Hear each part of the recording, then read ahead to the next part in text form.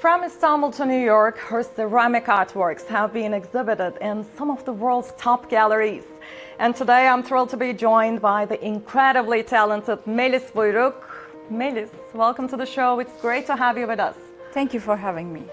So you studied ceramics and never looked back, because at a time the material wasn't even really popular, right? How did you choose that and what made you stick with it? I studied ceramics and I was graduated, it was 2007.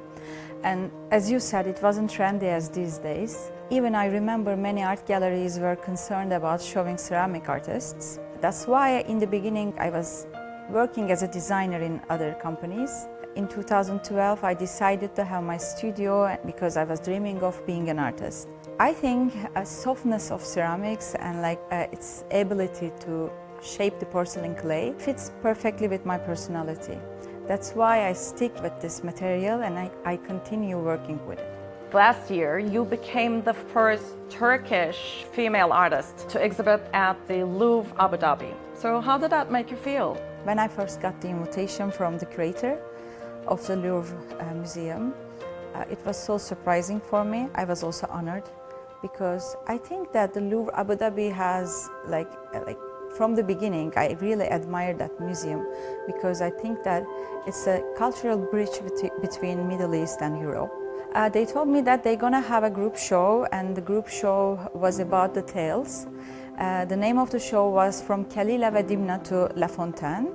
And also just after the exhibition, the museum acquired that work for their permanent collection. Melis, your work feels like really organic, like almost it belongs in nature because all those animals, wildflowers and everything. So what kind of stories are you telling through your work? I'm deeply inspired by nature and how nature is creating itself. When you go out, if you look around, you can think that everything looks alike, but when you get closer, you can realize that everything is unique. I think that's the reason of the beauty of nature. So that's why it's inspiring all of those artists. And I'm trying to reflect the beauty of nature through my works. I'm also inspired by the tales. For some artists, there are a lot of recurring forms or figures and objects, like Andy Warhol soup cans and Yayoi Kusama's like dots and pumpkins. Do you have anything like that? Yes, definitely I have. Especially flowers, leaves and animals, and I think I can say rabbits. Mostly I use it, maybe also frogs. Yeah, let's talk about the current popularity of ceramics at the moment, because there are so many workshops and so many cafes even are now selling ceramic pots, mugs, plates and everything.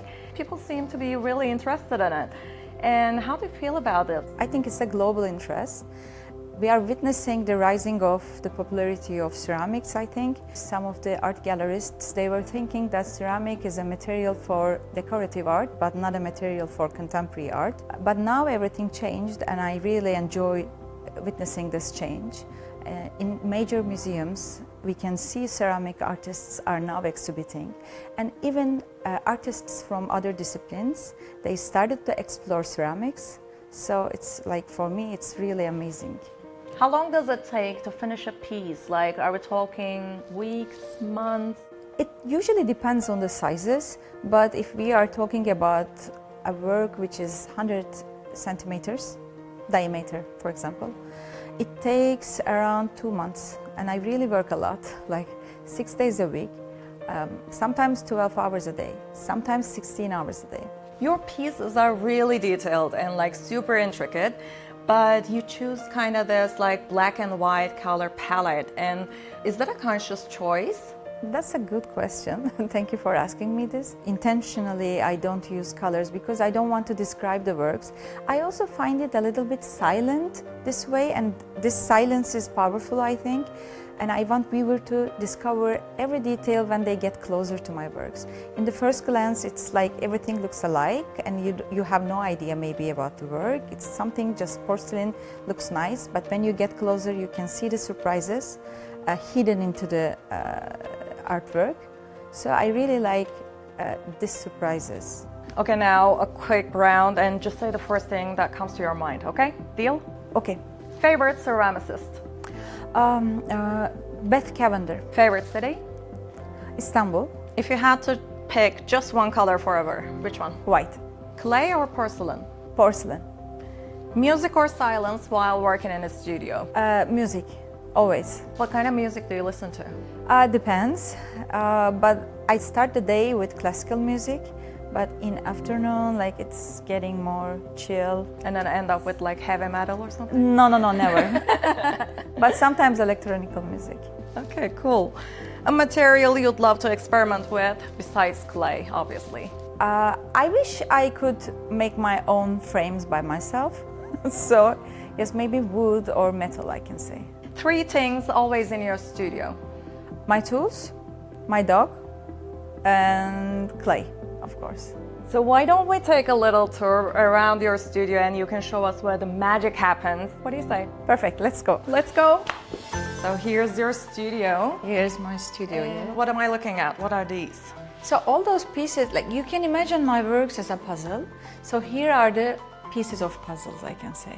So all those details are done with hand, one by one. For me, those are the furs of animals and horns of animals. These are the flowers and seeds. So here you can see the elements from nature.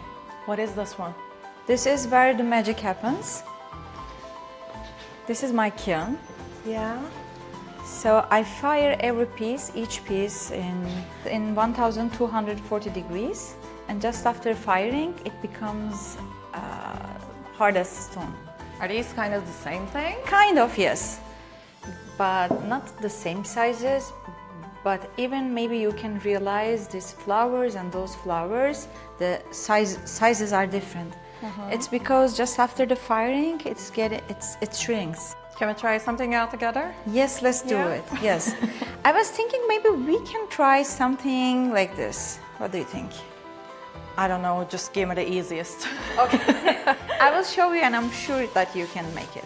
Okay, let's see. So this Let's is the try clay, it out. by the Yeah. way. This is the porcelain clay. So everything comes from this to this.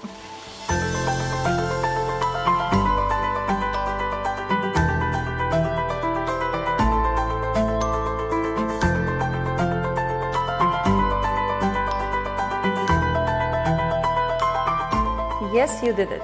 Love it, and I'm done.